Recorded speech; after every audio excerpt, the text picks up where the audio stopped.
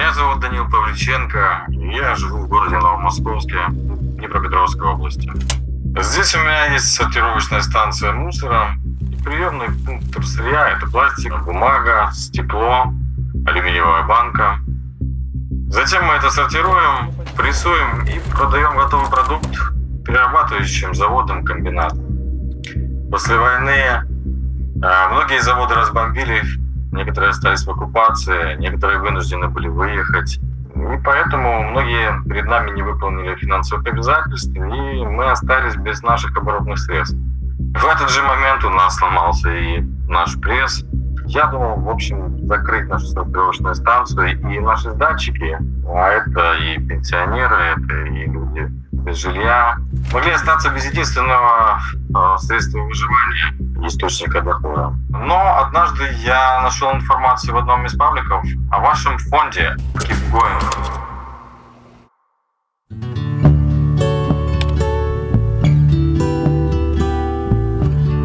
Sometimes love is a river running strong, moving like a wave through a rocky riverbed.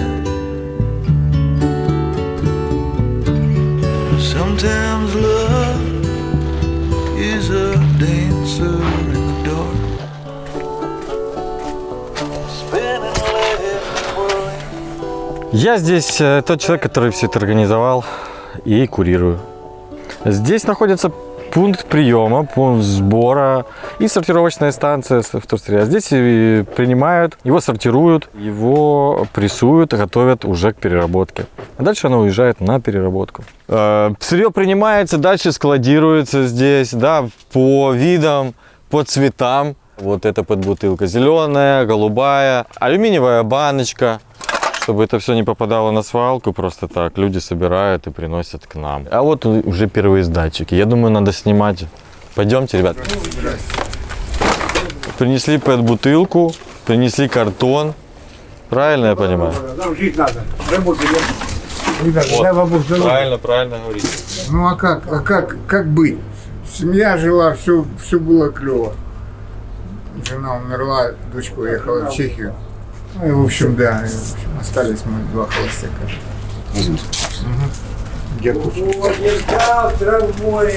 Хорошего дня.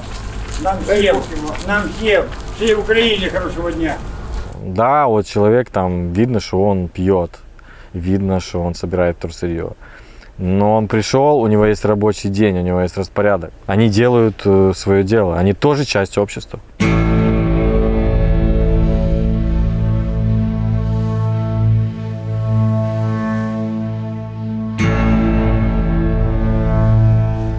Сереж, прими здесь, Сереж, прими, человек пришел. Вот Сережа занимается у нас приемкой вторсырья, он приемщик. Куча бедных людей ходит, на которых жалко смотреть. Хоть за какие-то гроши сдают что-нибудь, чтобы им хоть на какое-то пропитание было. А так, если мы не будем работать, куда же они все это будут девать? С Сергеем я знаком уже 25 лет, это просто мой друг. В определенный момент я ему просто предложил работу, и он согласился. Ну и вот он уже работает у нас 8 лет. Приемка, сортировка, тюковка. А потом отправляю это все на переработку. Работа, конечно, бывает периодически тяжелая, не совсем приятная, но в конце концов кто-то же должен это делать.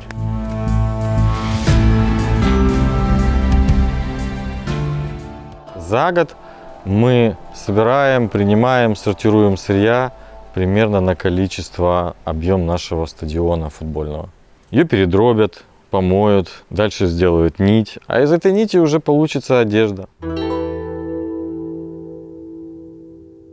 Друзі, а тепер я маю шанс знову нагадати про те, що ми проект Keep Going, і ми допомагаємо українцям наближати нашу перемогу не словом, а ділом. Я більш ніж впевнений, що ви вже подивилися наші перші 3 серії, в яких ми бачили, як люди роблять тачки для ЗСУ, Рослан робить ножі. Але в нас ще є одна цікава історія про Олександра Кривошею. Олександр вирощував кукурудзу і мав невелике господарство. Коли окупанти зайшли в село Олександра, він навів на них нашу арту і тим самим знищив ці позиції ворога. Але, на жаль, разом з ворожими позиціями були знищені і господарство Олександра. І зараз ми спробуємо зібрати йому грошей, щоб відбудувати його господарство. Друзі, нам потрібно зібрати ще 600 тисяч гривень. Долучайтесь до нашої ініціативи, підписуйтесь на наш канал, слідкуйте за новинами. Keep going! Это не Самарь, это Самарь. Вообще город основали наши казаки запорожские. Здесь была самая большая паланка казачья, самарская. Здесь течет речка Самара, а поселение назвали Самарь. И мы решили, так как название Новомосковск – это от оккупантов, которые оккупировали нашу территорию и назвали это Русской империей, да, мы решили как бы к истокам вернуться и назвали компанию «Эко-Самарь», нашу маленькую компанию. Ну, я надеюсь, что мы все-таки вернемся к старому названию города, потому что Новомосковск – это не то, что не актуально, это какое-то преступление. Раньше это было Самарь, Стара Самарь, Самарчик. У нас тут буквально через речку старий монастир. Це було козацьке зимов'я, і там доживали в этом монастыре старі козаки. Тут остался собор, который, кстати, увенчан в произведении Гончара.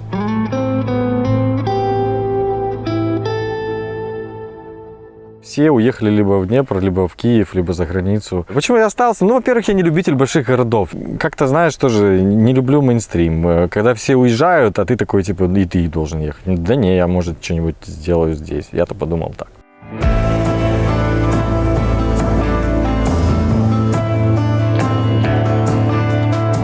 Я хотел заниматься социальным предпринимательством. Я хотел зарабатывать деньги и еще приносить пользу обществу. И я решил, что, блин, да у меня ж вот семейное дело.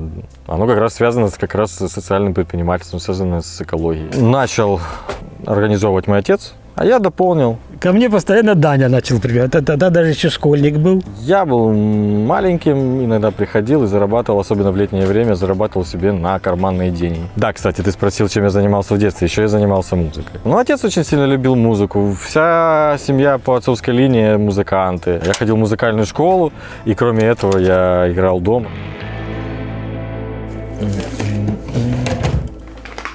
Блин, я не помню, где она. Нашел на макулатуре, принесли люди книжки разные. Я просто случайно ее увидел вообще в общем взброде всякой ненужной литературы советской. Курт Кобейн Journals. Дневники. Кобейн, я думаю, как и для многих из поколения 90-х. Символ как раз антисистемщика такого. Чувака, который не поддавался ни под какие устои, любил секонд-хенд, впрочем, как и мы, который всегда поддерживал социальные проекты. Протестный дух он был всегда. У меня даже есть фото с детства. Я стою с велосипедом, и руль у меня перевернут, потому что вот надо именно так. Не так, как у всех обычно. Революция 2004 года сделала толчок по выбору специальности. Там, в 2006 году я поступил в универ и закончил универ по специальности политология. Я учился в школе, но уже тогда понял все, что происходит, и понял, что в этом замешана Россия в том числе. И теперь все эти последствия мы пожинаем в наше время. Хоть сам он, конечно, дипломированный политолог, но, видишь, в политику почему-то не полез. Потому что, видимо, почувствовал, что там слишком много грязи. Вот. Решил заниматься другой грязью, так сказать. Я выбрал немножко другой путь. Я выбрал путь практики, конкретной практики. Ну и плюс я всегда был свободолюбивым человеком, любителем рок-музыки, творчества и так далее. Я не хочу внедряться в эту систему. Ну и после того, как Майдан закончился, началась война, ну и мы разъехались по всей Украине, да, кто куда. Ну и мы начали делать у себя здесь. Чем мы начали делать? Мы начали заниматься экотолоками или экосубботниками. Мы начали проводить часто уборки.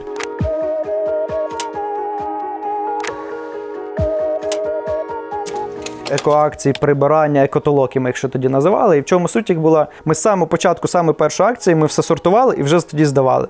І вже тоді ми здавали до Данила Еко-Самарь. И начали вот развивать эту культуру сортировки мусора уже там на месте. Ну, потому что у нас все мусорят, продолжают это делать. От ми прибрали якусь ділянку, через деякий час там то знову те сміття. Ми зрозуміли, а може ми щось не так робимо? Може варто пояснити людям, типу, що або не варто взагалі викидати, або частину з того, що ви можете здавати, отримати собі додатковий дохід. Нашим людям тяжело, но с каждым годом я вижу эту тенденцию к улучшению. С каждым годом я вижу, что люди просвещаются, люди сами хотят этим заниматься. Приехал, все просто вот так вот оставил и ничего даже не взял. Я выбегаю, говорю, деньги возьмите. Он говорит, не надо, все в порядке, я поехал.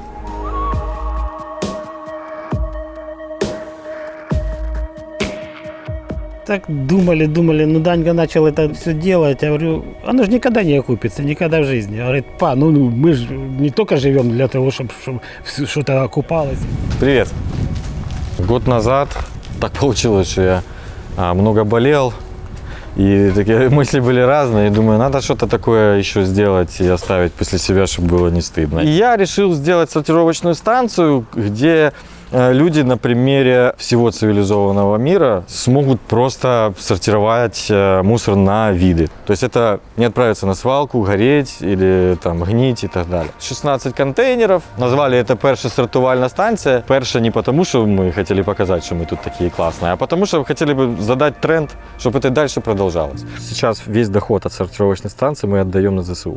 Да, там небольшие суммы, да, там 1000, 2, 3 тысячи гривен в месяц, да, но это какие-то деньги, они все равно пойдут на ЗСУ. К нашему товарищу, волонтеру, ветерану АТО, нашему другу, с которым мы сотрудничаем очень давно.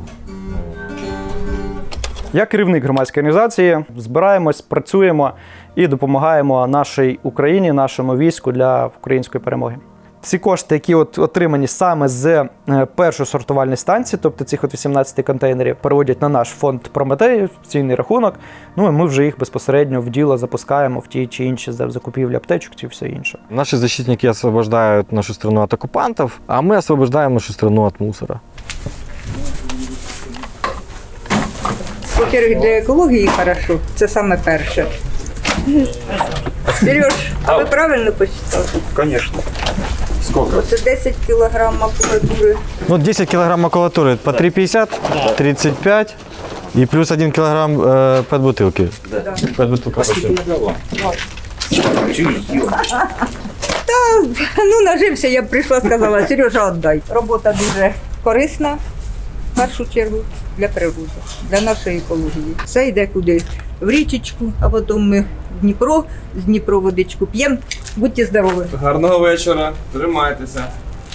Хочется верить в людей, в том, что они могут меняться к лучшему, и их жизнь может меняться, и моя жизнь может вместе с ними меняться. И мы друг другу помогаем в этом. И им хорошо, и я зарабатываю, и они зарабатывают, и все получают прибыль. Ну, это взаимовыгодное предприятие. Здесь нет людей, которые обижены. Получается, постоянных людей это 4 человека, и плюс у нас иногда приходят люди на подработку, допустим, если мы не справляемся сами. Я в данный момент работаю в коммунальном предприятии, а у Дани подрабатываю. Работа, как говорится, разная важна, работа разная нужна. Так что не надо бояться никакой работы. Это же лучше, чем ходят, воруют. Тетя Ира, она просто к нам приходила, она занимается уборкой территории нашего города и, соответственно, собирает сырье заодно. И она приходила к нам сдавать сырье и спросила, у вас нет здесь подработки или работы? Ну, мы сказали, конечно, вот. И с тех пор она уже у нас долго работает, года 4. В связи с военным временем зарплату сократили, рабочий день сократили в коммунальном предприятии. Ну, а что 2000 проживешь на них? А я раньше в этом же ЖЭКе, где я сейчас работаю, я работала бухгалтером. Ничего, я довольна. Мне нравится. Все люди, которые здесь работают, все равно ощущают вот эту гордость какую-то внутреннюю.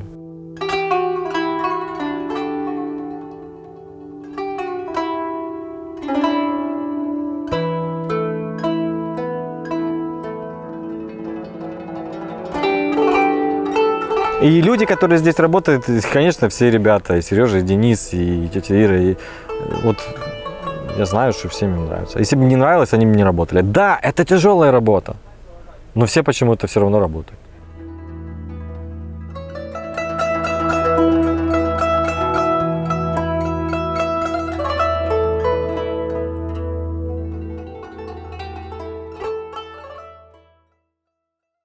— 24 февраля, в общем-то, произошел такой довольно-таки нехилый испуг после того, как услышали вот этот взрыв, который у нас произошел. З одного боку, ми розуміли, що війна, з іншого боку, не хотілося до кінця вірити, що настільки все масштабно, що полетить по всій Україні. Первым делом, что я сделал, я взял велик и поехал в банкомат. Мне нужно было выдавать зарплаты, выручку дать, чтобы покупать сырье за что-то. Мне завтра придут люди и скажут, а за что жить?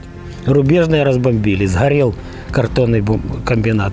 Малин, Житомирская область, туда же было не доедешь. А потом сломался еще и пресс. То есть все. Знаешь, беда не приходит одна. Тут война, тут денег нет, заводы погорели, деньги не отдали. Потом дошло до того, что Даня сказал, приемку надо закрыть. Ну и был выбор вообще не заниматься больше этим. И, ну не знаю, поменять профессию, не знаю, пойти на работу.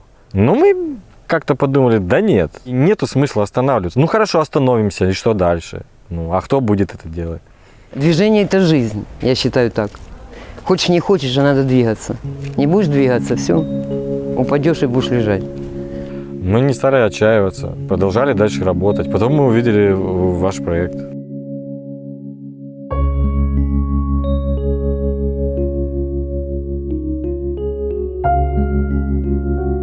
Если ты не сплочаешься, тебя разобьют, убьют, уничтожат. У нас уже было такое. Это был первый Майдан, это был второй Майдан, потом война. В принципе, у нас уже задатки в крови нации это есть. У меня нету четкого плана, но первое, что вот в голову пришло, это я сразу же поеду на Азов, на Берючий остров. Я обожаю юг Украины, именно нашу степь и море. Это мое место силы, я туда обожаю ездить. А вторым делом я буду заниматься постройкой перерабатывающего завода. Эта отрасль развивается. И я уверен, что она будет развиваться. И такие, как я, их много. Много.